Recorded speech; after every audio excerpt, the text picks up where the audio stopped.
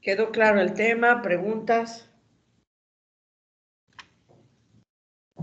Recuerden que en esta parte de infecciones más frecuentes, aun cuando siempre hemos sabido que la Gandrela o la Cándida son infecciones, además de frecuentes, consideradas como comunes, hoy día todas están encajonadas, no como las enfermedades de transmisión sexual tal cual, pero sí como infecciones asociadas a un contacto sexual.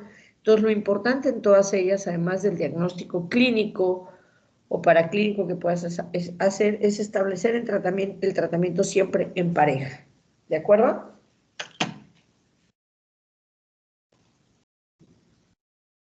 Y importante que, bueno, los gol de oro serían los cultivos, pero podemos iniciar tratamientos empíricos, dado que la sintomatología en la gran mayoría de ellas es lo que es supremamente importante y lo que lleva a la paciente a consulta. Bueno, ¿ninguna pregunta o duda? Y recordar que para poder identificar lo anormal hay que conocer todo lo normal. Entonces, cuando interrogamos a nuestra paciente hay que explicarle cuál es el flujo normal y las características y los cambios para que entonces ella nos pueda decir si tiene un flujo anormal o no, porque la gran mayoría dice, no, es el flujo de siempre. Pues sí, pero no es un flujo normal. Entonces, hay que empezar por ahí. Muy bien, puedes empezar. ¿Quién da? Javier, ¿tú das la clase? Ah, yo, doctora, y mi compañero Javier, Eduardo. Ok, pues adelante, por favor. Ah,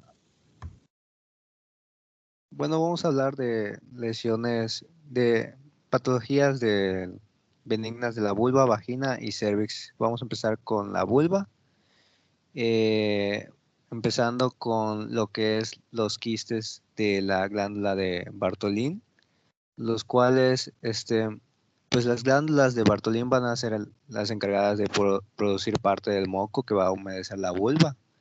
Y pues la obstrucción de estas glándulas es relativamente frecuente y puede surgir como consecuencia de algunas infecciones o traumatismos. Igualmente quizá por estrechamiento congénito de los conductos, pero la causa primaria no siempre o casi nunca se logra identificar. Pero pues los quistes de esta glándula van a ser pequeños y generalmente asintomáticos. En algunos casos nada más van a presentar algunas molestias durante la fase de excitación sexual. Y de forma típica los quistes se manifiestan de un solo lado, van a ser redondos u ovoides y fluctuantes o tensos. Y si están infectados, pues van a presentar este eritema y dolor a la palpación. Para tratarlos, pues se hace incisión y drenaje o lo que describen como marsupialización, en donde se hace una incisión y queda como una bolsita para poder drenar el quiste. Mm. Luego está los quistes de la glándula de Skene, que igual es por oclusión del conducto de la glándula. A ver, Y un pues, momentito. sí. ¿Leíste lo que es marsupialización? Ah, solo leí que es ¿O un por el proceso hecho quirúrgico. de que escuchas marsupial, dices una bolsita para drenar? Mm, no, realmente me quedó la duda de qué es.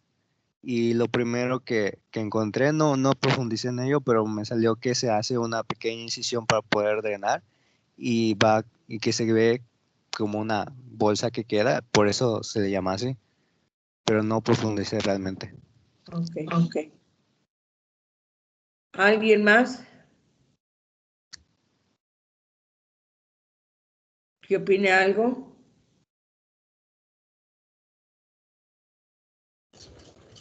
Es como comúnmente se le conoce a esa intervención, ¿no, doctora?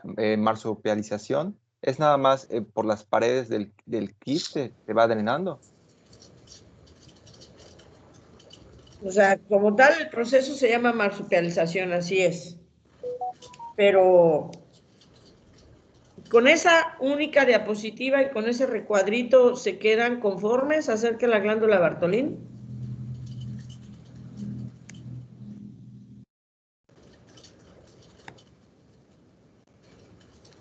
Porque estamos hablando del área vulvar, lesiones benignas, y vamos a ver el grupo glandular que hay. Y están las de Skene, las parauretrales y las de Bartolín. Entonces tendríamos que hablar que son en par, dónde están localizadas, cuál es su morfología y tamaño normal. Aun cuando las glándulas son pequeñas, obviamente, porque siempre van a estar ahí y pueden estar repletas de secreción, porque además es importante, están ahí para dar cierta humidificación, mantener cierto pH, cierta lubricación al área genital. Vagina, sabemos que está lubricada por lo que liberan las glándulas endocervicales y las glándulas de Bartolín, porque la vagina no tiene glándulas. Entonces, generalmente, cuando se presenta el quiste de la glándula de Bartolín, sí es supremamente sintomático. La paciente va porque o no puede caminar o no se puede sentar y tiene mucho dolor. Las maneras de tratarlo, sea de manera conservadora o de manera quirúrgica, dependerá del tamaño y del tiempo de repetición, si es la primera vez o si no es la primera vez, ¿no? Y si eso sigue manteniéndose como un quiste o ya se volvió un absceso. Y entonces no solamente decidirás si haces una incisión que se hace en forma de cruz y entonces las puntas de las puntas centrales de esa cruz que formaste se mandan hacia afuera y es a lo que se le llama marsupialización. Entonces estás abriendo un canal más amplio para que se pueda drenar esa bolsa que es la glándula como tal, con el manejo ya sea antiinflamatorio, analgésico y antibiótico. O si ya han sido cuadros de repetición y que entonces tengas que hacer una excisión de la glándula de Bartolín. Entonces aquí ya nos faltó muchísimo más, ¿no? No nada más es, el manejo es la incisión y drenaje, ¿no? Porque hay que complementar con antibiótico. ¿Cuáles son los agentes más frecuentes? ¿Qué manejo antibiótico sería el ideal?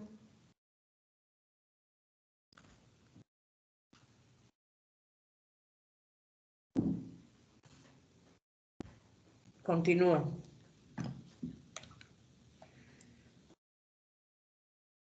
Los que están, se supone que leyeron, entonces tienen que participar y complementar. Por favor.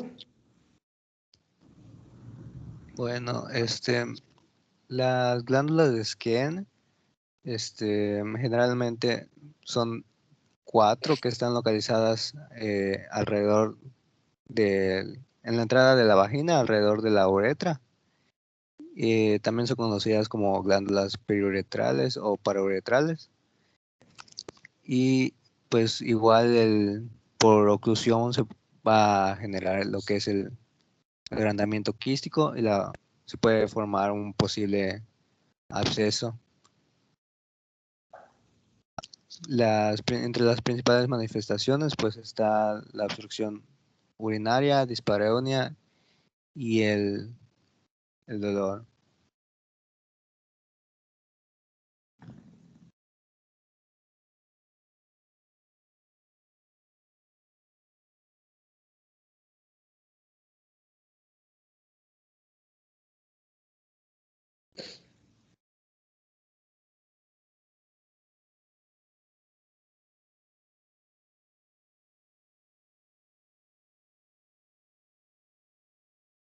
Ah, igual se mencionaba que pueden haber se puede formar como un divertículo uretral cuando se da alguna dilatación quística de estas glándulas.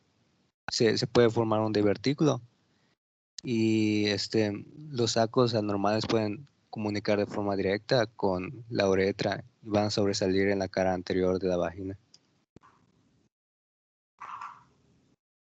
La siguiente.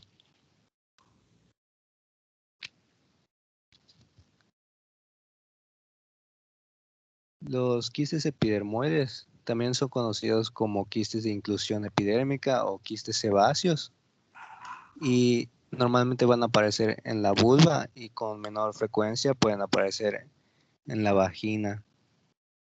Lo que va a ocurrir va a ser una obstrucción de las unidades pilosebáceas.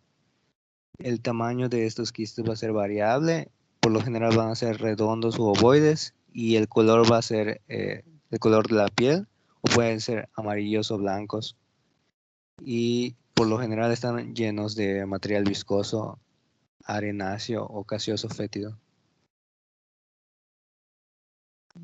La mayoría de las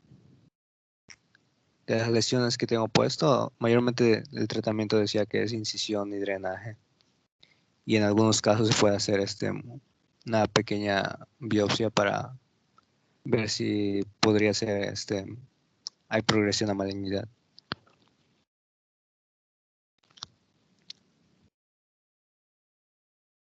En cuanto a los de origen epitelial, empezamos con papilomatosis vulvar, que se va a caracterizar por proyecciones filiformes que van a tener un tamaño de 1 a 2 milímetros, van a ser monomorfas, blandas y rosáceas, y van a ser simétricas, se van a localizar en la parte posterior del vestíbulo y igual no van a producir generalmente síntomas en el caso de que sí se presenten. Van a ser prurito, dolor, dispareunia y va a interferir con la actividad sexual. Generalmente también no requieren tratamiento, pero en caso de que sea el caso de que hay los síntomas, es demasiada la molestia, igual se puede hacer la extirpación y un examen histopatológico. Importante aclarar que esta lesión hay que explicarle a la paciente porque no solo la paciente, sino un médico mal puede hacer un mal diagnóstico y puede confundir esta papilomatosis con el virus del papiloma. La diferencia es que esta papilomatosis es filiforme, son separados, pueden llegar a reproducirse muchos, pueden llegar a provocar un poquito de hipersensibilidad, pero que no son las crestas de gallo ni las lesiones cuneiformes como las que se aprecian en el virus del papiloma. Esta papilomatosis es propiamente como una hiperplasia de las papilas del introito, así como pudiera ser la papilomatosis de la corona del glande, y que obviamente solamente pueden causar prurito, dolor y dependiendo de la sintomatología será el grado de tratamiento, ya sea su extirpación por electrofulguración o simplemente un antiinflamatorio para disminuir, dependerá de los síntomas. Pero a pesar de que es un cierto crecimiento papilar, no es precisamente una lesión papilomatosa por virus del papiloma humano.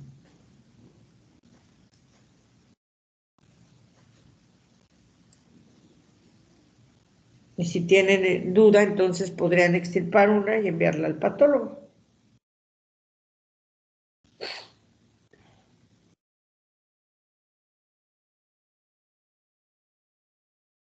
Bueno, ahora tenemos el nevo, que pues es más bien un cambio en la coloración, en el pigmento de la piel. Van a estar bien delimitados, es intradérmico, compuesto y puede ser de transición. Generalmente es menos de 1 centímetro y van a ser planos. El color va a ser uniforme y los bordes bien definidos. Se sugiere tomar una biopsia de manera inmediata y son, sí, en caso de que los nevos cumplan con ciertas características, que sería que tengan asimetría que la pigmentación sea desigual, que notemos 2, 3 colores en la misma lesión.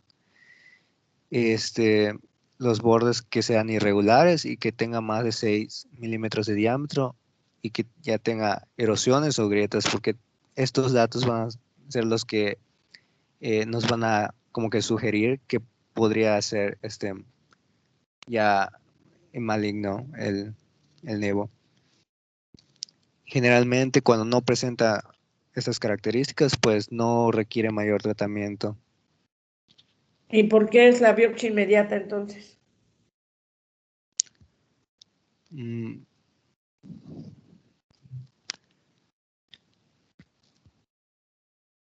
Acuérdense que todos los nevos o lunares en áreas de roce estamos obligados a descartar que sean malignos. Es ok. independientemente que sea bajo esas condiciones, si tiene irregularidad, si tiene mayor tamaño, si ha tenido un crecimiento en un periodo de tiempo. Ok.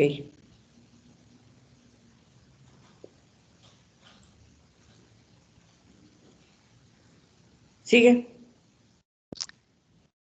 La queratosis seborreica, pues van a ser lesiones que van a estar perfectamente circunscritas, que van a sobresalir de la superficie y van a ser generalmente ásperas y grasientas.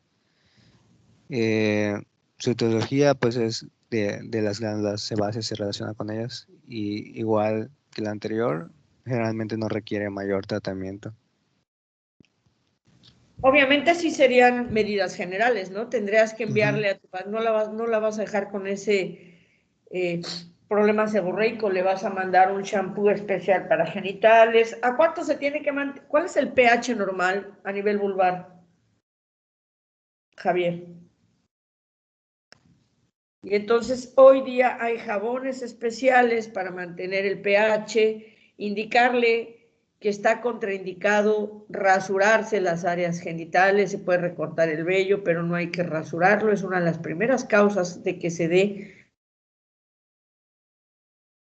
forman estas lesiones, hay que mantener aseo diario, etcétera, etcétera. Todas las áreas y superficies del cuerpo que están recubiertas con pelo, con vello, bueno, con pelo, que es de diferentes características, grosores, es por protección. Entonces, no deberíamos o no deberían de rasurarse por completo porque se ven expuestas a cambios del pH y a desarrollo, sobre todo porque recordar que toda aquella área donde hay un pelo, hay una glándula sudorípara y una glándula sebácea y que si los conductos se obstruyen nos van a dar diferentes tipos de problemas. Entonces, no es un tratamiento en cuanto a la lesión, pero sí es un tratamiento que se tiene que dar en cuanto a medidas generales e higiénicas para evitar que se presente con mayor frecuencia o con grado más importante. Entonces, no es que no requieran, no es una intervención médica, es la parte más difícil de manejar, qué es lo que le corresponde al paciente hacer, pero sí hay que darle una orientación. Entonces, el tratamiento es medidas generales, no tanto un tratamiento intervencionista. Continúa. Ok. Bueno, ahora el acrocordón, o también conocido como papiloma escamoso, va a ser de crecimiento lento y se puede tornar pediculado con posibles zonas ulcerativas e infecciones secundarias.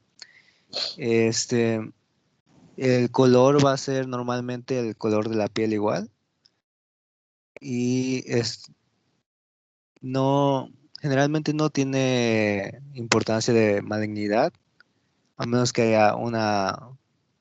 haya un traumatismo y se produzca una hemorragia. Y en caso de que produzca irritación crónica o pues más que nada por preocupación estética igual, se recomienda la eliminación quirúrgica. Si no, pues igualmente serían pues las medidas generales no requerirían mayor intervención.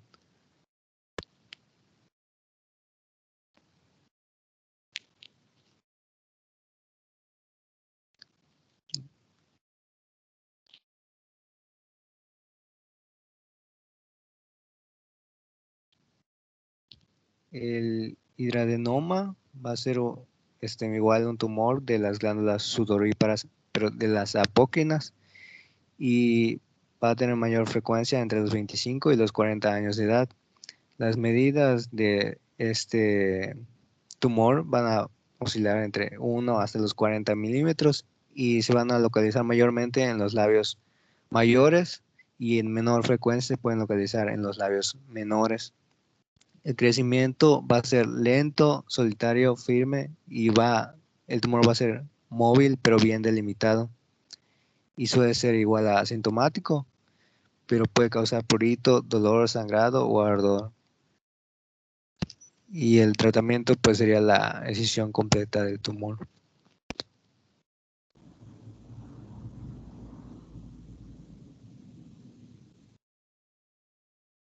El siringoma sería un tumor de las glándulas sudoríparas, pero de las ecrinas. Igualmente va a ser benigno y en algunas ocasiones puede aparecer de forma bilateral en la vulva. Va a aparecer como múltiples pápulas firmes que van a tener un tamaño de 1 a 5 milímetros y van a generar prurito y van a ser del color de la piel igual, o en un dado caso pueden ser de un tono amarillento. Aquí se pueden dar corticosteroides tópicos, antihistamínicos, o hacer ya la extirpación.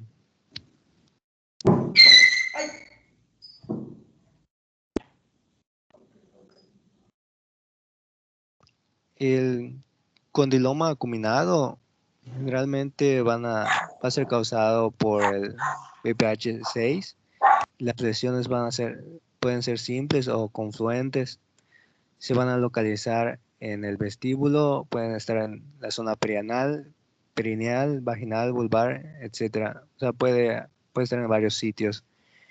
Se relaciona con la transmisión. Se puede transmitir de manera sexual. Y el condiloma acuminado puede progresar después a una neoplasia intraepitelial de la vulva. Igual está asociado a inmunosupresión y prácticas sexuales inseguras frecuentes. El tratamiento sería la destrucción del condiloma con ácido tricloroacético, podofilina, 5-fluoroácido. Pues se puede usar igual electrofulguración, radiofrecuencia. Se puede hacer cirugía, o en casos leves se puede usar crioterapia. Como vemos en las imágenes, creo que es el más como que aparatoso que hemos visto hasta ahora. Okay. Hoy día del condiloma, el ácido tricloroacético existe, ya era un manejo de los años 60, 70, alguna parte de los 80 ya no se utiliza. La podofilina tampoco, más que para lesiones a nivel dérmico en manos, los llamados mezquinos, que son lesiones condilomatosas,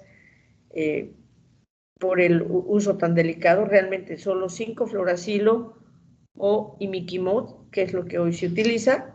Electrofulguración se puede utilizar, ya sea láser o crío. ¿Cuál es mejor? Tanto la electrofulguración como láser o la crío hacen lo mismo: quemar, destruir. Solamente la diferencia es el tipo de método que se utiliza, el tiempo de cicatrización, los efectos secundarios tras su uso son exactamente los mismos en los tres, y el mejor pues obviamente es el que mejor domine el médico que los atienda. Pero en realidad estas lesiones, a pesar de ser escandalosas, grotescas a la vista, son altamente de evolución benigna. No es que sean tal cual benignas, sino que son de bajo poder oncogénico, y generalmente con una electrofulguración o crioterapia se pueden tratar cuando alcanzan dimensiones importantes. Cuando son más pequeñitas es suficiente con el 5-fluoracilo o con el imiquimod. Y obviamente aquí importante poder hacer un estudio, una observación o valoración a la pareja, porque obviamente son por contacto. Y bueno, pueden volver a repetir, porque estamos quitando la lesión, que es la actividad viral, pero no vamos a quitar jamás el virus se va a quedar ahí y hay que tener medidas cuidadosas para evitar que vuelva a haber una reactivación de la infección.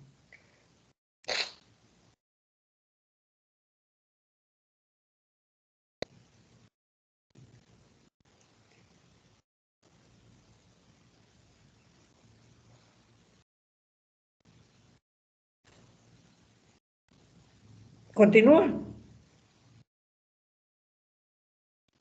Perdón, no tenía activado el micrófono. Bueno, les estaba diciendo que la neoplasia vulvar intraepitelial es lo que les mencioné, que a lo que puede llegar a evolucionar el condiloma, y van a ser lesiones hiperplásicas escamosas y pueden ser consideradas como cambios epiteliales precancerosos, pero pues generalmente son ocasionados por el BPH6, que es el riesgo oncogénico es menor. Y la progresión a la malignidad en este caso puede variar de 10 a 15%. Entonces, no es como lo que está escrito ahí, no es que no sea oncogénico, es de bajo poder oncogénico. Exacto, sí. El riesgo por el tipo del BPH6 es menor, entonces no es que no sea oncogénico, sino que es menor el riesgo. Puede presentar como manifestaciones prurito, dolor, ardor, expulsión de sangre, secreción, puede generar molestias en la micción, el color o la contextura de la piel se tornan anormales y puede haber cambios de simetría o color si hay nevos existentes.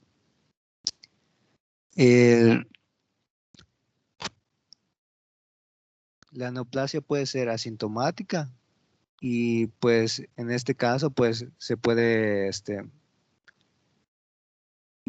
durante la exploración ginecológica de rutina es cuando se presenta, se descubre la anomalía. Tenemos a un lado un cuadrito en donde vemos que se puede dividir la neoplasia vulvar intraepitelial en lo que es el tipo común, que va a ser un tipo en el que va a ser verrucosa, basaloide y mixta, y el de tipo diferenciado, y también en algunos casos hay unos que no están clasificados, no entran en ninguno de los dos.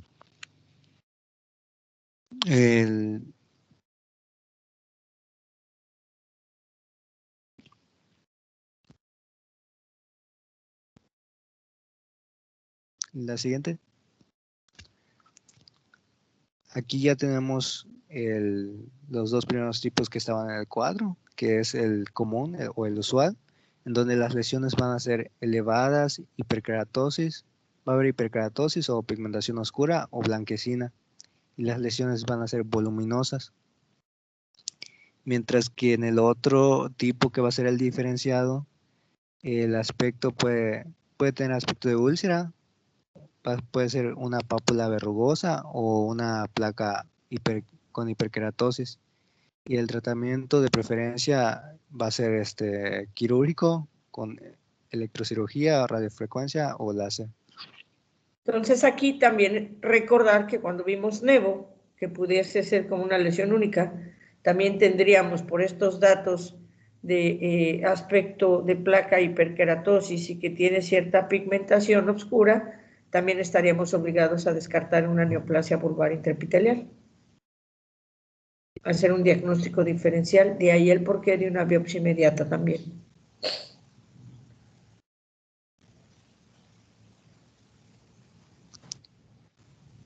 En los tumores vasculares, pues los más frecuentes van a ser los hemangiomas, que realmente son malformaciones de los vasos y no tanto neoplasias. Usualmente van a ser únicas y van a tener un tamaño de 1 a 2 centímetros. El color puede variar, puede ser rojo, café, azul o incluso rosado, y no requieren generalmente tratamiento quirúrgico, a menos que se presente hemorragias. En estos casos,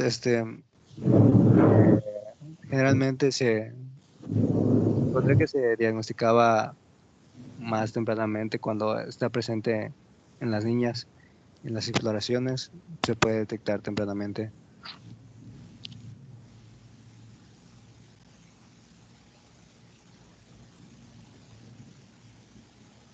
En cuanto a los tumores de origen mesodérmico, son más raros que los anteriores. Están el lioma, el fibroma y el lipoma. El lioma es del tejido muscular en el ligamento redondo y va a ser un tumor firme, simétrico, inmóvil, que va a ser en lo profundo del labio mayor. Los fibromas se van a dar por proliferación de fibroblastos y pueden ir desde un nódulo subcutáneo pequeño hasta un gran tumor polipoide. Y los lipomas pues van a ser más que nada compilación de células grasas maduras y de tejido conjuntivo. En general, el tratamiento de los tumores mesodérmicos, los pequeños van a ser la extirpación con baja anestesia local y los grandes pues ya va a requerir anestesia general para la extirpación de los tumores. Aquí tenemos la imagen de lo que es el fibroma. Va a ser más común en la vulva y el crecimiento va a ser lento. Se localiza mayormente, como había mencionado, en los labios mayores, y los síntomas que va a provocar los tumores de mayor tamaño consisten en dolor y presión. Y su potencial de malignidad realmente es bajo. Siguiente. Aquí podemos observar el lipoma, que igual va a ser de lento crecimiento y, como había mencionado, va a consistir más que nada de células grasas y tejido conjuntivo. Va a ser el segundo tumor mesenquimal más común de la vulva y generalmente el tamaño va a ser de 3 a 5 centímetros. El más grande que se ha reportado es de 44 centímetros. La mayoría se va a encontrar en los labios mayores, van a ser superficiales. Y por último tenemos el neurofibroma, que representa el 5% de las lesiones benignas y va a ser pequeño y pedunculado, igual localizado en el labio mayor, y se asocia con la enfermedad de von Recklinghausen, que va a ser más frecuente esta enfermedad en la raza negra. El tratamiento va a ser quirúrgico. Y eso sería todo de lesiones pulvares.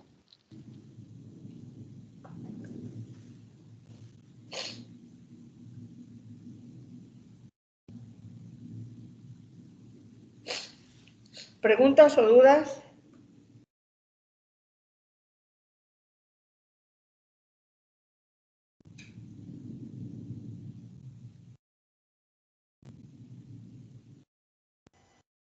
Doctora, ¿me escucha? ¿Ninguna pregunta? Doctora, ¿me Sí, te escucha? escucho. La forma más común de diferenciarlas entonces va a ser mediante el examen histopatológico. ¿La forma más qué? Más común o más fácil más bien de diferenciarlas, este tipo de lesiones. Mediante Es a examen la vista. histopatológico. No, el histopatológico no es a la vista, porque no en todas vas a hacer toma y envío a histopatología. Ok. Las lesiones, ¿no?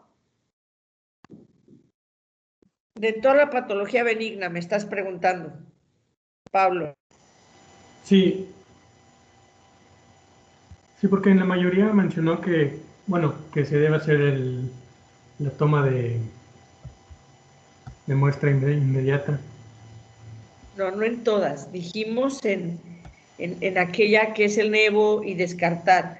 La gran mayoría son diagnóstico clínico. En aquellos como el nevo, como la neoplasia intraepitelial, que sabemos que tiene clasificación de bajo poder o alto poder, y además dentro de las de alto poder, que puede estar diferenciado, no diferenciado o forma común, es para poder estadificar histológicamente en qué grado estamos. La nomenclatura antigua decía NIC 1, NIC 2, NIC 3, o lo que es en el NIC en el cervix, NIP 1, NIP 2, NIP 3 a nivel vulvar. Hoy día se dice diferenciado, poco diferenciado y no clasificado. Y habla de gravedad o de grado de malignidad. Entonces, obviamente el histopatológico en esos casos en particulares nos va a servir para estadificar y poder decidir el manejo de tipo ya sea local, quirúrgico o con rotación de colgajos o etcétera, etcétera, lo que se requiera hacer o terapia coayudante dependiendo del reporte histopatológico. Pero la gran mayoría de las lesiones que mencionamos ahorita en vulva, el diagnóstico es clínico y habrá aquellas en las que haya ser algún diagnóstico diferencial y obviamente sí tendrá que ser el diferencial, el histopatológico. Gracias. Y todas requieren manejo. Algunos serán intervencionistas, otros serán cambio en hábitos, a lo que conocemos medidas generales, pero todas requieren. ¿Ok? Continúen. Doctora, yo también tengo una duda. Dime. Dijo que para la electrofulguración de los condilomas se necesitaba un tamaño. ¿Cuál sería más o menos ese tamaño? Como un tamaño, no dije eso. O sea, dijo que si alcanzaban cierto tamaño, pues ya era lo ideal aplicar ese tratamiento. O sea, No, removerlos. puedes utilizar los que tú quieras. De hecho, a mayor tamaño, digamos que la electrofulguración,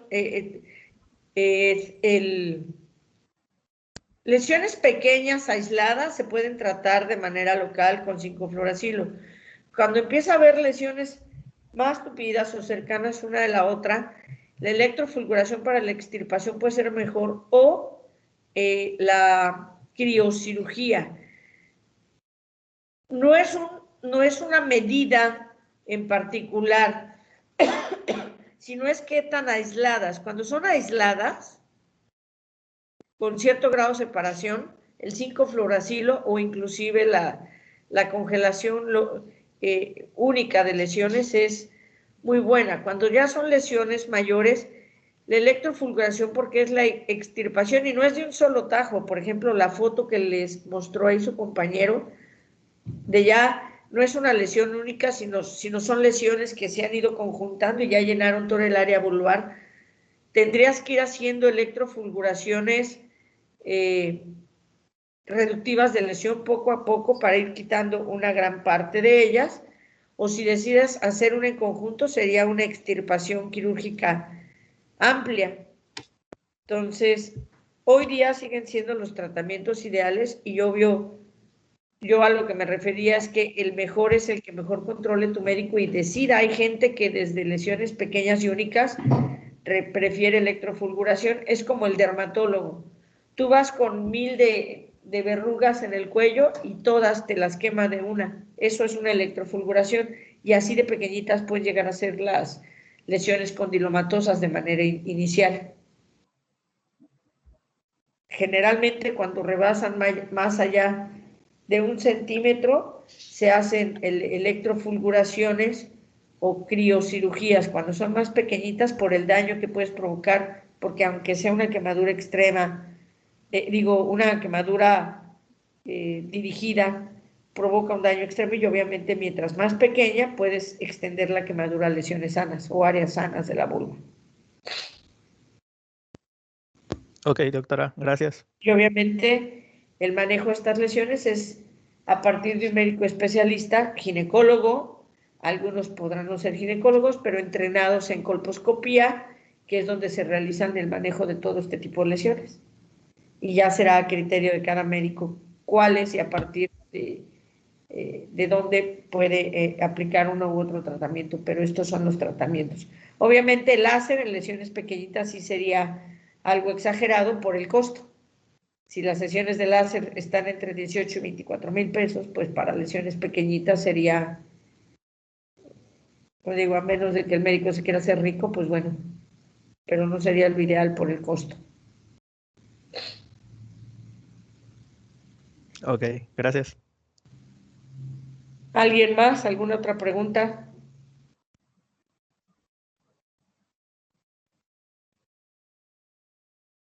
Adelante, continúen.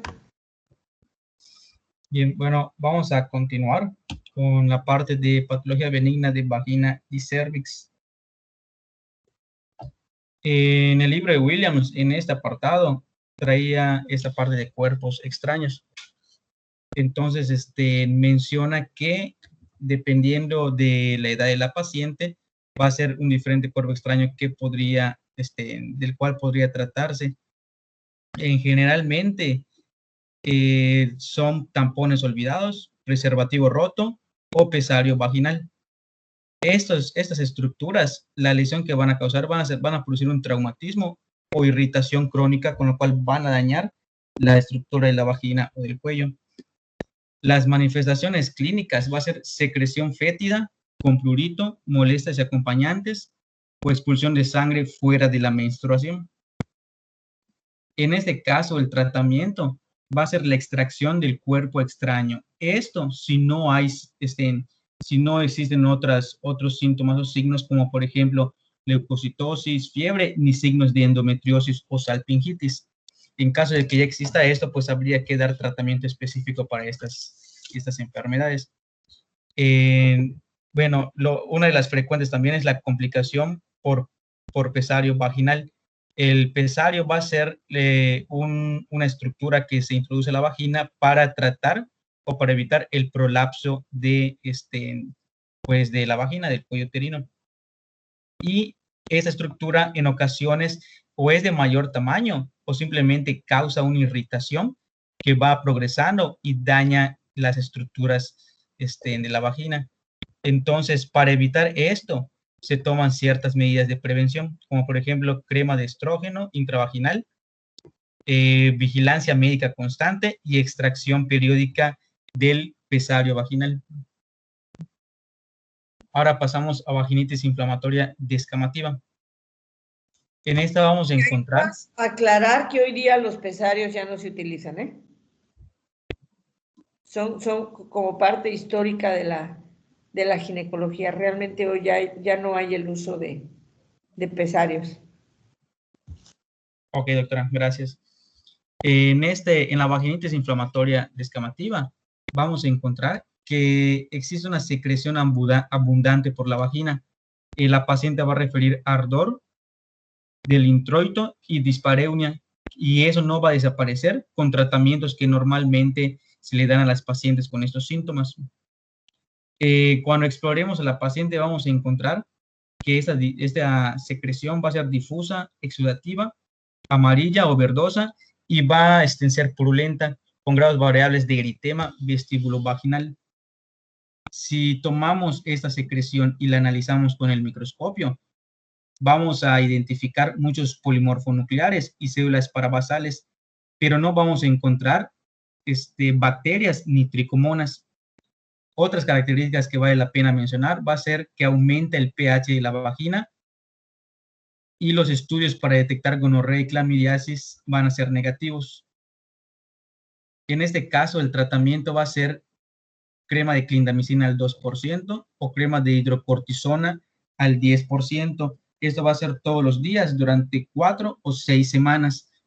Que menciona el libro que la crema de la clindamicina no se sabe si, bueno, no se ha comprobado o no hay los estudios suficientes para demostrar si su eficacia es por su acción antibacteriana o porque tiene ciertas propiedades antiinflamatorias.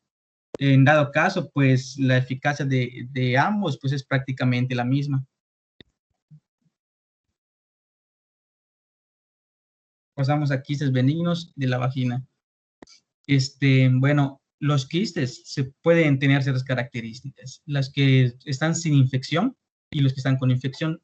Los que no cursan con infección prácticamente en su mayoría van a ser asintomáticos o pueden causar una irritación mínima. Son de apariencia blanca o amarillentos y son pequeños, no rebasan el centímetro de diámetro. Ya cuando ya presentan infección, sus apariencias cambian y ahora van a tornarse rojos, van a ser dolorosos y muy incómodos y van a causar dispareunia. Los quistes de inclusión son los más frecuentes y estos van a encontrarse tanto en vulva como en vagina. Van a aparecer, bueno, la forma en la que aparecen es después de un traumatismo y muy frecuentemente se pueden formar durante el parto o alguna cirugía. Los quistes epidermoides, aunque también son frecuentes, pero son menos que los de inclusión. Y esos van a estar dados por obstrucción de los conductos de las glándulas sebáceas. El contenido de estos quistes van a ser secreciones de las glándulas sebáceas próximos a los folículos pilosos. En este caso, el tratamiento de estos quistes van a ser la resección quirúrgica.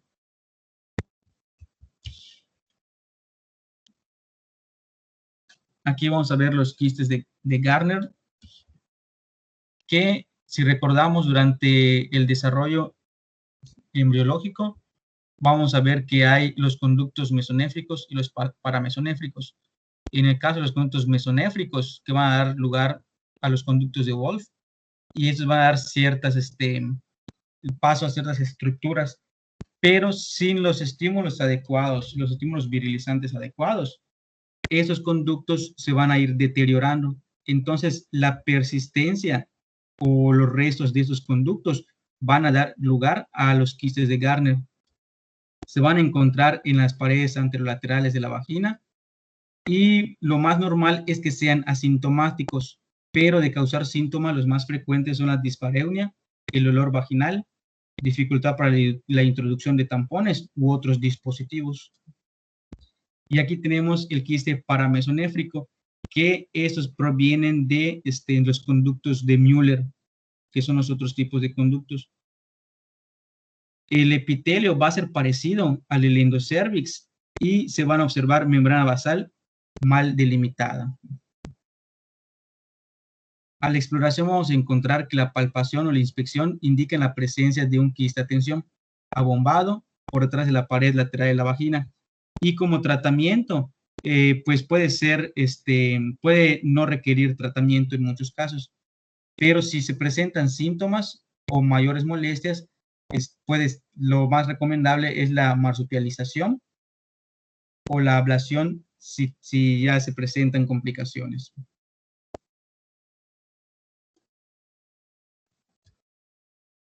Los quistes endometriósicos que van a estar revestidos de tejido endometrial. Van a tener implantación ectópica de glándulas y del estroma de este tejido y van a, se van a encontrar mayormente en la vulva y en las áreas vaginales, pero es mucho más frecuente en la vulva. Cuando los encontramos en las áreas vaginales, que es mucho más extraño, debemos de sospechar que son las manifestaciones secundarias de enfermedad pelviana.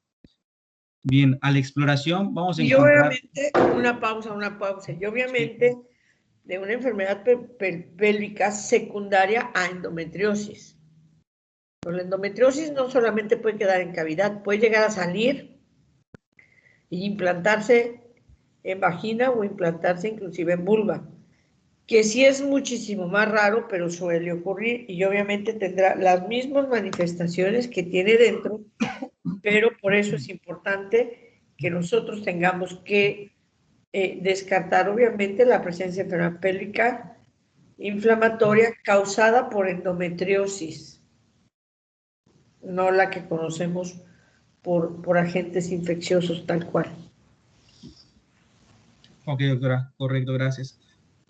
A la exploración vamos a encontrar que estos quistes van a tener una apariencia oval. Sus paredes van a ser gruesas e irregulares. El contenido de los quistes va a ser heterogénico, con ecos finos alternados con zonas anecoicas. Eso con un ultrasonido se puede ver. Van a encontrarse tabiques y refuerzo posterior. Si utilizamos eco Doppler a color, vamos a ver que no se detecta vascularización. En las manifestaciones clínicas, los signos y los síntomas van a ser con mayor frecuencia dismenorrea y dispareunia. Si esos quistes aumentan de tamaño, entonces ya se van a presentar mayores molestias, como por ejemplo dolor pélvico o disuria.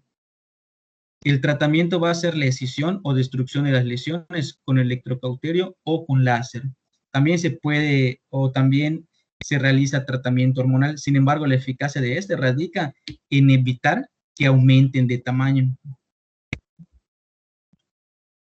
Ahora vemos la adenosis vaginal, que es la presencia de epitelio glandular dentro de la vagina. Las lesiones pueden presentar cualquier tipo histológico derivado de los conductos de Müller. A la exploración física vamos a encontrar que se ve la mucosa roja en los fondos de la vagina y paredes superiores, y los síntomas pueden incluir descarga vaginal de mucosa excesiva y escaso sangrado postcoital.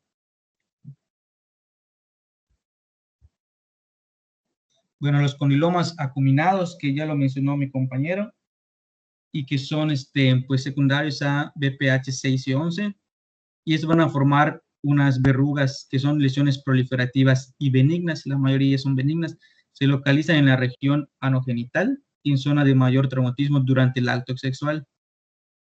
El tamaño van a ser variables y por lo general son asintomáticos, aunque muchas veces producen dolor y prurito. También pueden causar sangrado y exudación.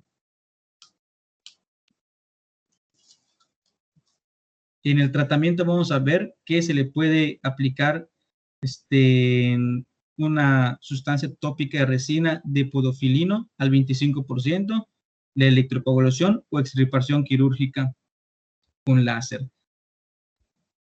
Como mencionaba la doctora, el tratamiento es para quitar la lesión, pero el virus ya permanece dentro del organismo.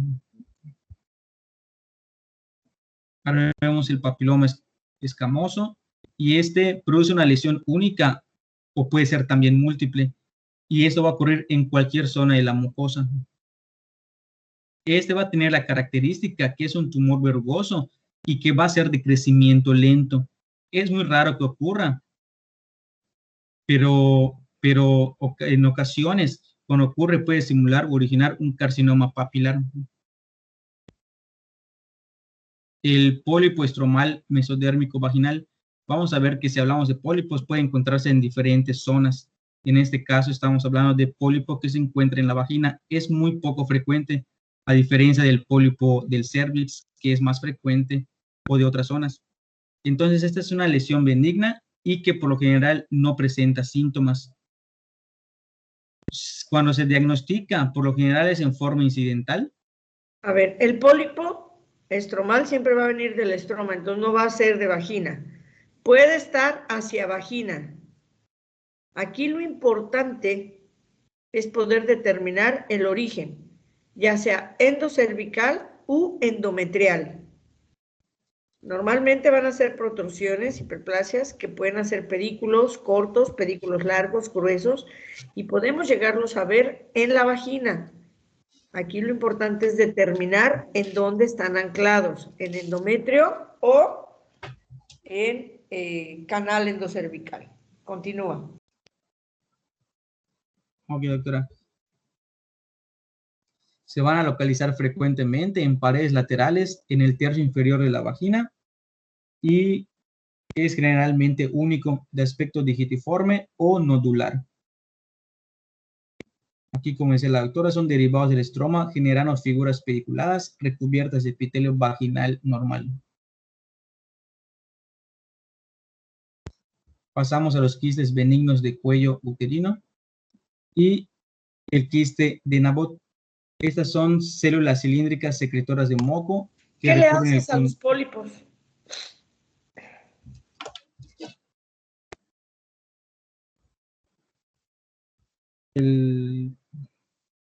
es la resección quirúrgica, ¿no, doctora? Yo te pregunto, tú leíste el tema, me tienes que decir qué le haces a los pólipos. El pólipo, si no presenta mayor problema, me parece que no requiere tratamiento, pero en caso de producir complicaciones, la resección quirúrgica es lo ideal. ¿Cuál sería el mayor problema o cuál sería complicación?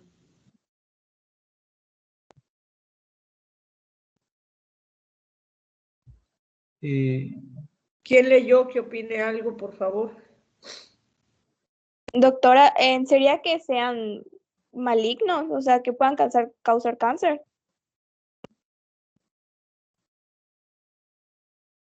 Esa es una pregunta, ¿no? O sea, me estás preguntando si pueden ser malignos y causar cáncer. No, perdón, es una afirmación. O sea, que, bueno, según yo, la complicación sería que puedan ser malignos. Ok. ¿Alguien más? ¿Causan sangrado o hemorragia? Ok, ¿alguien más?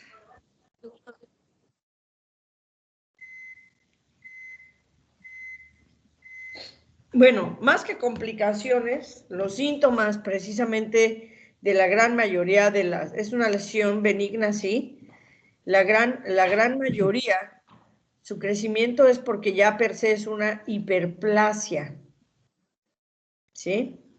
Entonces, la gran mayoría de las pacientes pueden acudir por sangrado tipo manchado, no tan importante, al inicio a lo mejor, por eso la consideran como que asintomática, porque no se quejan, pero después de cierto determinado tiempo pueden llegar a ir. Y la gran mayoría de los diagnósticos de pólipos, ya sea endocervicales o endometriales y que protruyen hacia vagina, son incidentales. Tú le pones el espejo a la paciente porque la vas a revisar por cualquier otra cosa o porque ella te dijo de un sangrado y te encuentras un pólipo.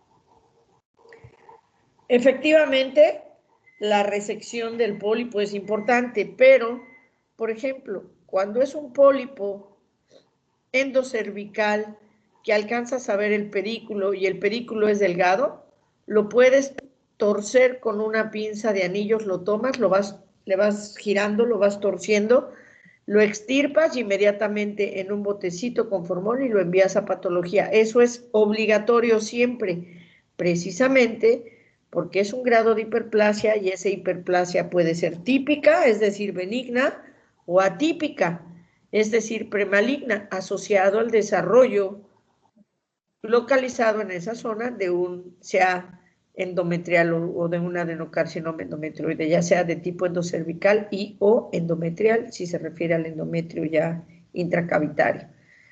Entonces, cuando el diagnóstico se hace, en la imagen de abajo es una histeroscopía, lo que muestra su compañero, bueno, regularmente los ves por la especuloscopía. Ya dependerá entonces de una histeroscopía para poder determinar o de un ultrasonido con introducción de agua o con introducción de material contrastante para que podamos ver en dónde están localizados los pólipos. Lo ideal, tomar una muestra de alguno de ellos para enviarle patología y saber por qué, si es una displasia sin atipia, se pueden extirpar los puros pólipos y se da tratamiento médico, pero si es una hiperplasia de tipo atípico, dependerá el grado de atipia y o si tiene diferenciación o no hacia un carcinoma, el tipo de cirugía que ya no sería extirpar el pólipo, sino sería entonces extirpar el útero. Muy bien, continúa.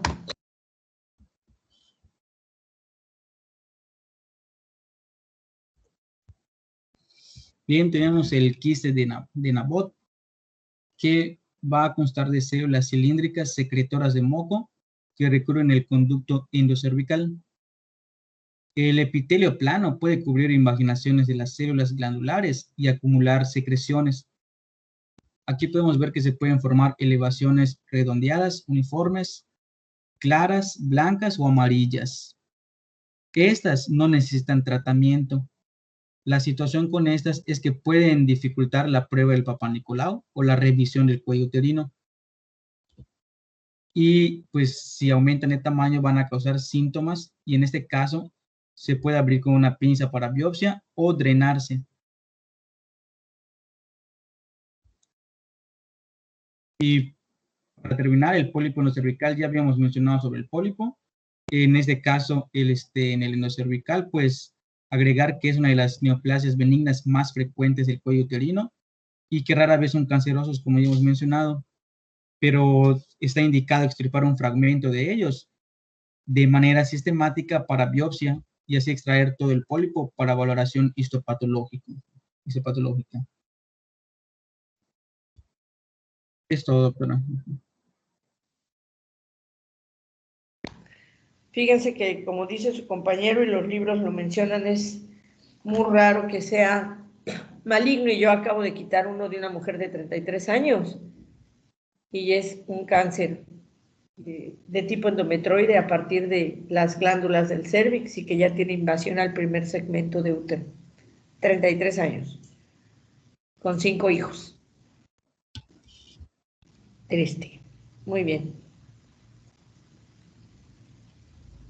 ¿Dudas, preguntas?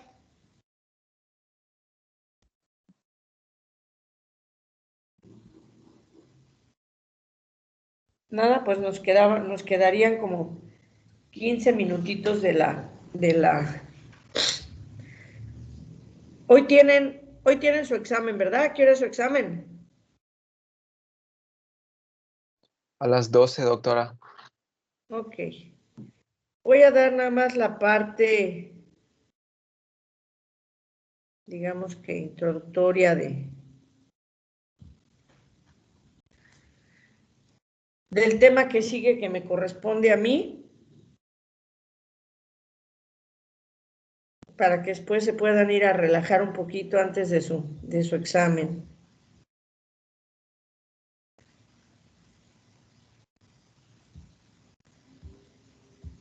Den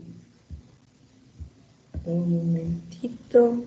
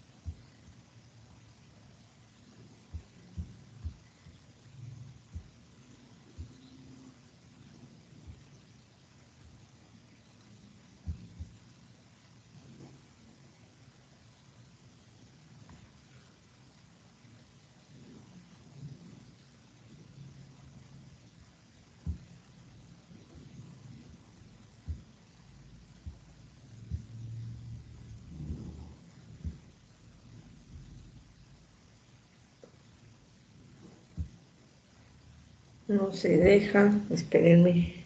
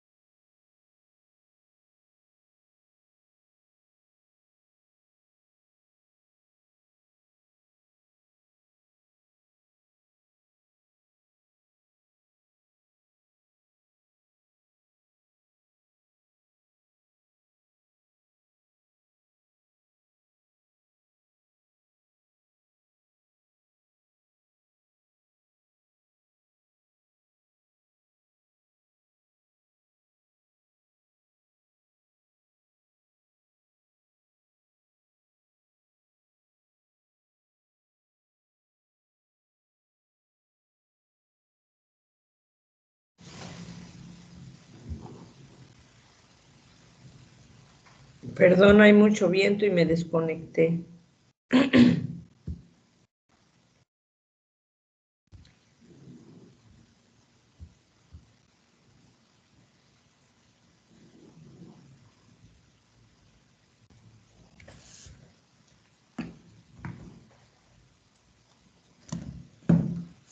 Muy bien, vamos a empezar hoy con una parte importante de este curso, que es la parte de cáncer. Como tal, no voy a entrar en la parte de los tipos de abordajes quirúrgicos, terapéuticas, quimios, radios, combinaciones. No, aquí lo importante que ustedes tienen que tener como base la detección oportuna de cáncer en la mujer. Y vamos a hablar tanto endometrio, ovario, mama y seaso cervicuterino, es la detección oportuna de las lesiones, los focos rojos que te avisan el riesgo de padecerlo y obviamente el manejo inicial y qué es y cómo se debe derivar la paciente a un siguiente nivel. Vamos a ver que dentro de las alteraciones en este comportamiento celular para poder evolucionar hacia un problema cancerígeno está el que la célula de Ende por inicio va a tratar de mantener las señales adecuadas, pero cuando hay una lesión por desregulación en la energía celular, esto hace que haya un mantenimiento de señales proliferativas y un crecimiento anormal. Entonces, esta célula lo primero que va a ocasionarle la invasión por alteraciones, por ejemplo, la invasión en el caso del VPH a la célula, es que va con esto a evadir señales supresoras de crecimiento. Esta evasión va a destruir la parte de respuesta inmune, le va a producir a la célula esa parte de inmortalidad, es decir, ya no hay reconocimiento ni bioapoptosis programada, empieza a haber procesos inflamatorios asociados, invasión. Con esto, obviamente, no solo a nivel local, sino a nivel distancia, ya con ello presentación de metástasis, formación de nuevos vasos para alimentación, nueva vascularidad para mantener un crecimiento, lo que se conoce como angiogénesis, una inestabilidad en el genoma propio, lo que le va a dar y a conferir grados diferentes de mutación, con lo cual obtiene una mayor resistencia a muerte celular y nuevamente manteniendo esa desregulación de energía, mantenimiento, señales proliferativas y volvemos. Esto en cada grupo celular, con lo cual mantiene un crecimiento constante. Parte de lo que no nos gusta mucho en medicina, pero que es importante, y aquí lo tenemos, la incidencia y la mortalidad. Este recuadro lo vamos a ver varias veces, pero en este caso estamos hablando del cáncer cervicuterino, y aquí vemos que es de un 7.9%. Un estudio a nivel internacional del 2017, que no ha variado mucho para 2018, y en el Global Cancer pueden sacar la actualización del 2020, que ya la hay.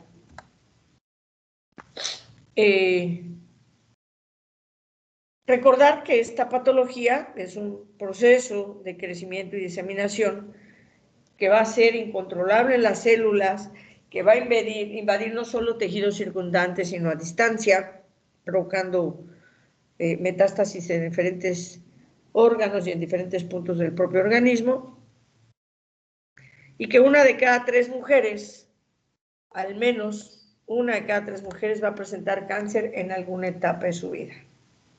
Ok.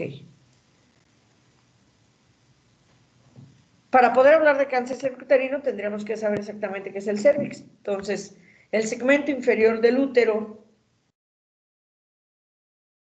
que divide la cavidad uterina de la cavidad vaginal y las mantiene en comunicación, parte inferior del istmo, parte superior de la vagina, recubierta de un tejido cilíndrico, cúbico, simple, secretor, y que este cérvix tiene una forma de rodete, una forma cilíndrica con una longitud de entre 2 a 4 centímetros aproximadamente. Puede variar en esa longitud su tamaño dependiendo obviamente de la edad y la etapa reproductiva, acortándose en las etapas perimenopáusicas y siendo de mayor longitud en etapas fértiles. Ya dije, unido al cervix por el istmo. Tiene contigüidad cercana a vejiga hacia la parte de adelante y por la parte posterior hacia el recto, y conectado lateralmente a esta cavidad pélvica por el ligamento ancho y los parámetros, además de los sosteniéndose de ahí por los ligamentos cardinales, que son parte de los ligamentos de sostén de todo el cuerpo uterino, constituido por dos áreas, la endocervical o endocervix, que es el canal central, y el ectocervix, que es la cara que se asoma hacia la superficie vaginal, y que en este caso esa cara cambia de epitelio a un epitelio plano estratificado no cornificado. Entonces aquí vemos el epitelio cúbico simple secretor del endocervix y aquí el epitelio plano estratificado del exocervix. Entonces vean cómo a nivel endocervical es una sola capa celular para llegar a la membrana basal, mientras que en el exocervix son múltiples capas de células planas para que se tendrían que atravesar antes de llegar a la capa basal. Importante, ¿por qué? Porque entonces, si se desarrollara un tipo de cáncer adenocarcinoma en área glandular, sería mucho más agresivo porque es más rápida su invasión y los efectos secundarios que su crecimiento descontrolado puede dar. Muy bien. Entonces ya vimos que va a haber un exocervix, pero que va a existir en esa unión entre el endocervix y el exocervix algo que conocemos como zona de transformación y que está dada por una metaplasia. ¿Quién me puede decir qué es metaplasia? Paulo.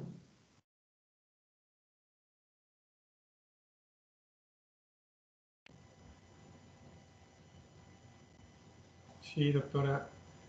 Metaplasia no es el crecimiento anormal de las células, de tamaño, no tanto. Alejandro.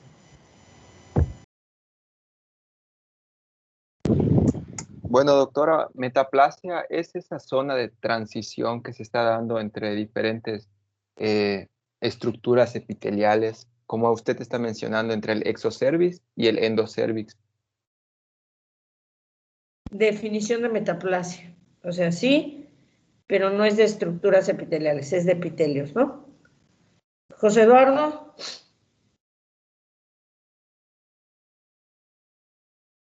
Pues según yo es una zona de cambio o transformación de epitelios nada más.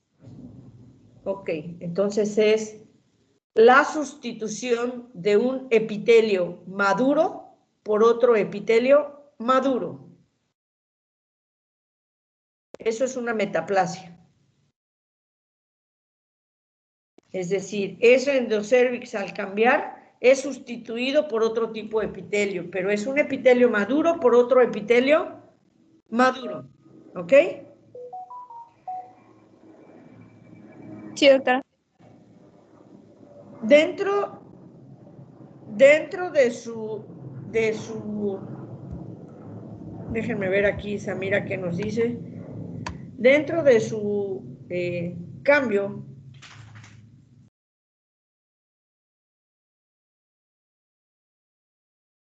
bueno, es que aquí ya nos dice que es cambio en la forma que toman algunas células que no es normal en las células del tejido al que pertenecen, ¿no? Esa ya sería una displasia.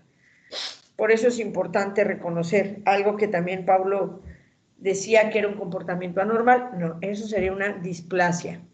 Ok, entonces la metaplasia, el cambio de un epitelio por otro epitelio. A nivel de su boca, cuando pasan del epidermis al inicio de la cara externa de los labios, eso es una metaplasia.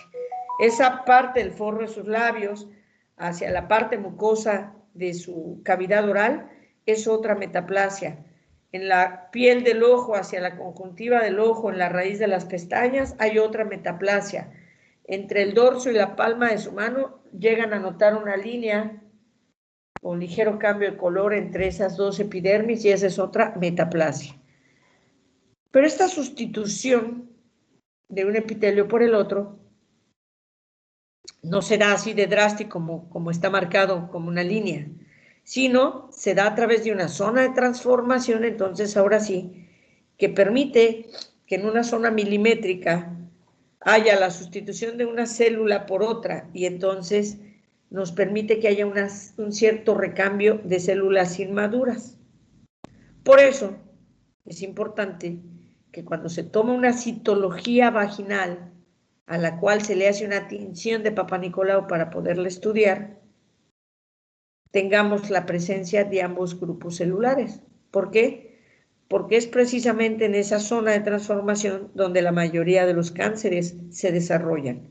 ¿Por qué? Porque son células inmaduras fáciles de invadir. Es a partir de ahí. Y entonces a partir de ahí o se van hacia la parte cilíndrica o se van hacia la parte plana. Entonces, o puede ser un carcinoma o puede ser un adenocarcinoma, siendo este segundo el más agresivo a nivel, bueno, a otros niveles, pero estamos hablando de cervix.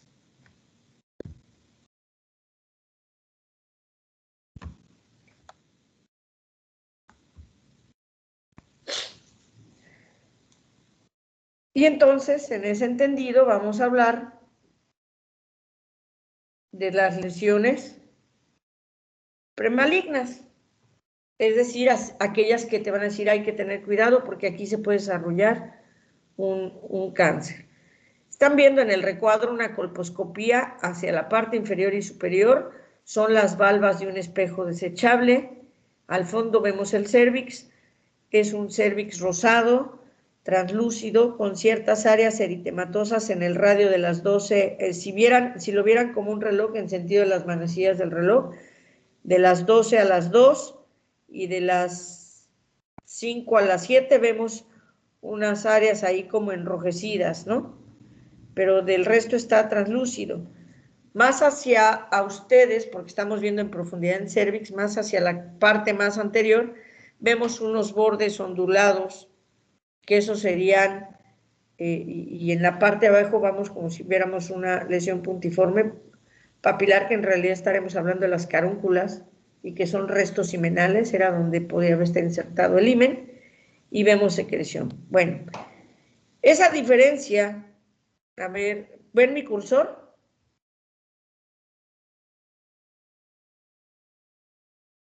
No, doctora. No, doctora. Bueno, vamos a ver que la zona de transformación va a poder ser visible en un estudio colposcópico. En el recuadro del lado derecho vamos a ver un corte histológico para que puedan ver el epitelio plano, el cilíndrico, y donde marcan la zona de transformación.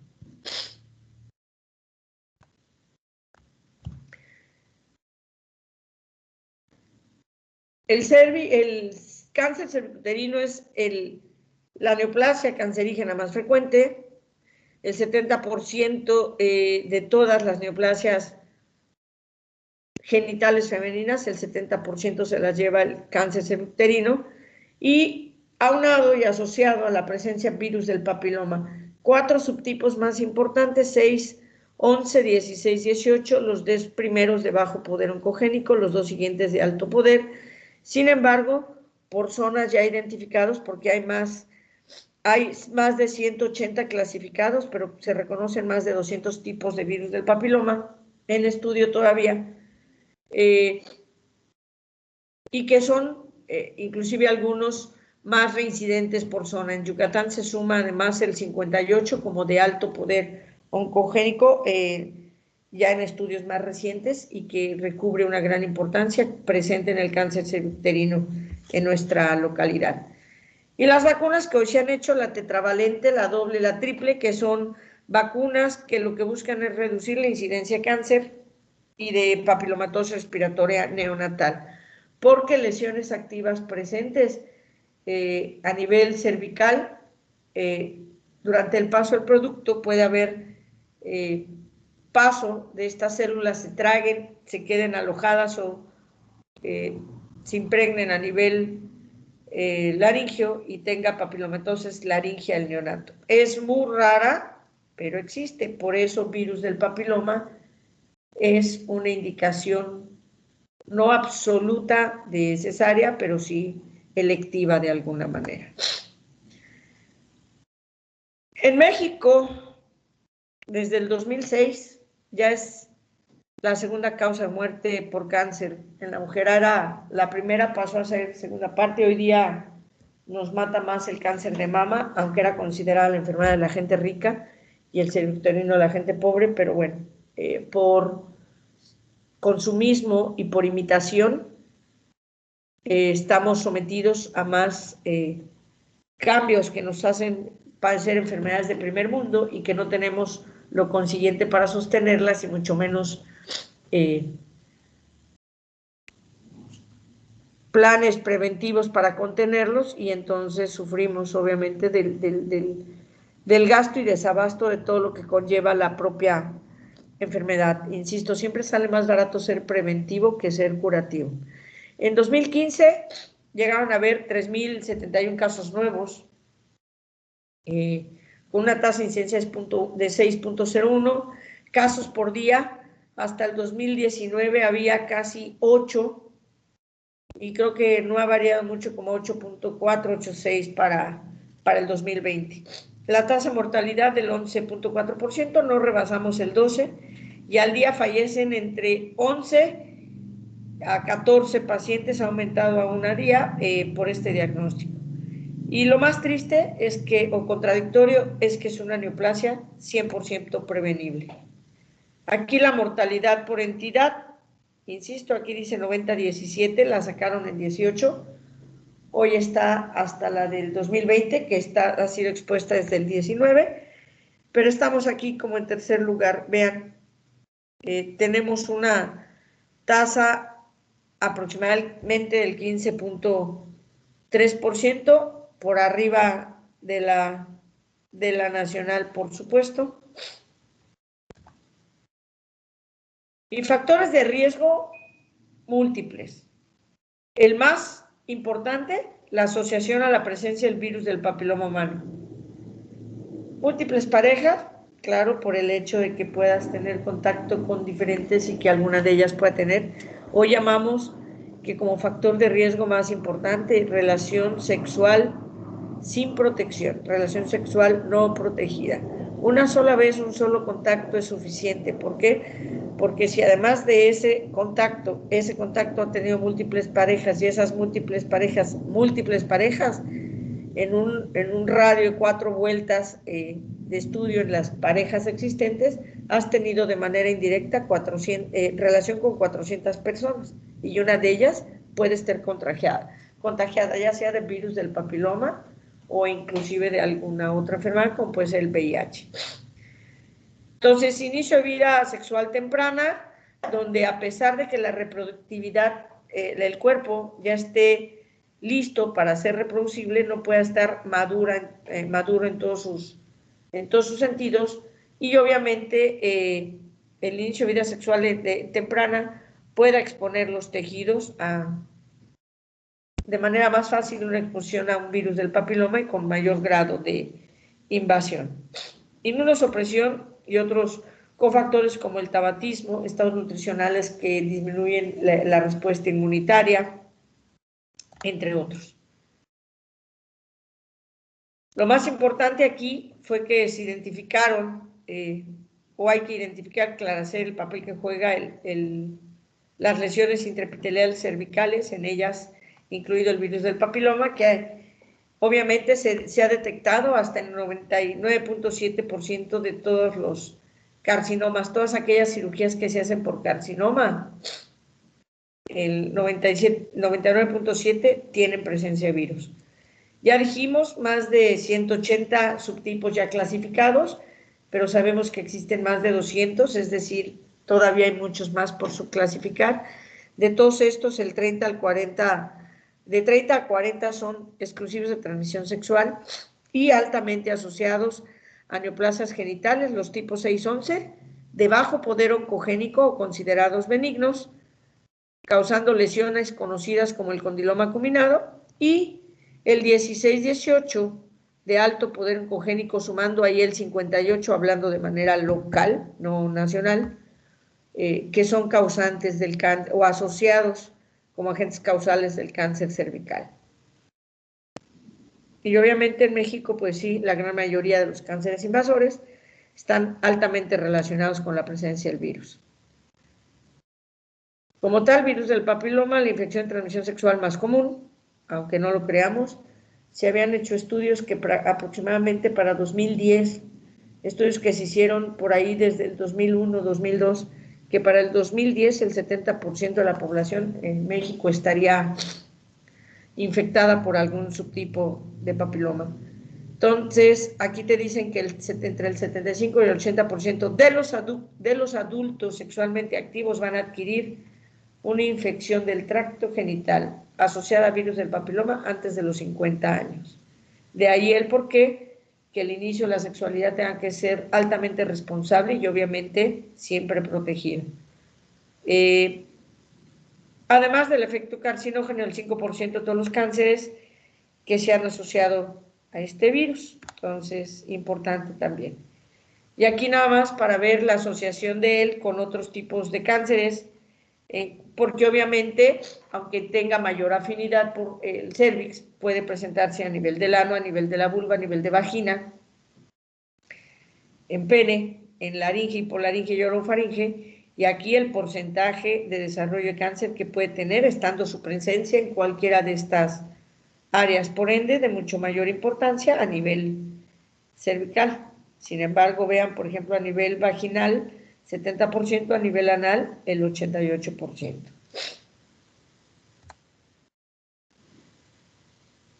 Se han descrito más de 200, a un estudio, 40 afectan el cuello uterino, y aquí, de acuerdo a su potencial para causar cáncer, bajo poder o bajo riesgo, alto poder o alto riesgo, y aquí todos los diferentes subtipos que hay. Y la prevalencia que han aislado para saber cuáles los que se presentan más por entidad, y aquí pongo 3 entidades representativas: Yucatán, Ciudad de México o Distrito Federal y León, y vean cómo desafortunadamente en Yucatán los de mayor persistencia son el 58, el 16 y el 18, todos considerados de alto poder oncogénico, mientras que en el resto se presentan los de bajo poder y sí, algunos de alto poder, pero más relacionados también a bajo poder, excepto en León, donde también los de alto poder están expresándose de manera exponencial.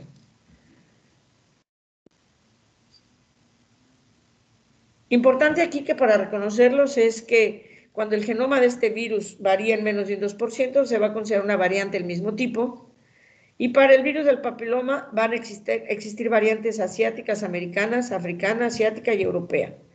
En México va a predominar el asiático americano en cuanto al virus tipo 16, al virus 16, y se relaciona con un mayor riesgo de progresión, y obviamente si se contagia a edad más temprana, su aparición más temprana, los tumores suelen ser más agresivos. 15 para las 11. Me voy a quedar hasta aquí, lo que viene en cuanto a prevención primaria. Nos vemos mañana. Tómense un relax, o no sé si vayan a leer un poquito más y luego se toman un relax, o si ya desayunaron o no han desayunado, y les deseo mucha suerte en su examen y nos vemos el lunes a las 10:30, ¿de acuerdo? ¿Preguntas o dudas hasta aquí?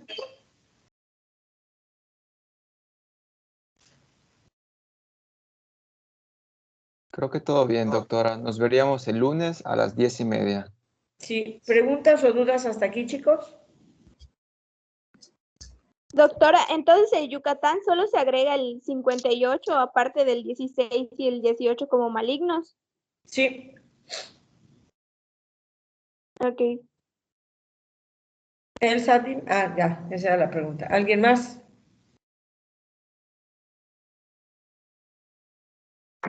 Todo bien, doctora. Muy bien. Bueno, chicos, les deseo el mayor de los éxitos en su examen. Nos vemos el lunes. Tengan excelente fin de semana, cuídense mucho. Y como a veces a gente de su edad es difícil decirles pórtense bien, bueno, si se portan mal, por lo menos cuídense bien. Dale. Bye, chicos. Gracias, doctora. Gracias, doctora, que tenga buen fin. Gracias, hasta Gracias. luego. Hasta luego, doctora. Buen día.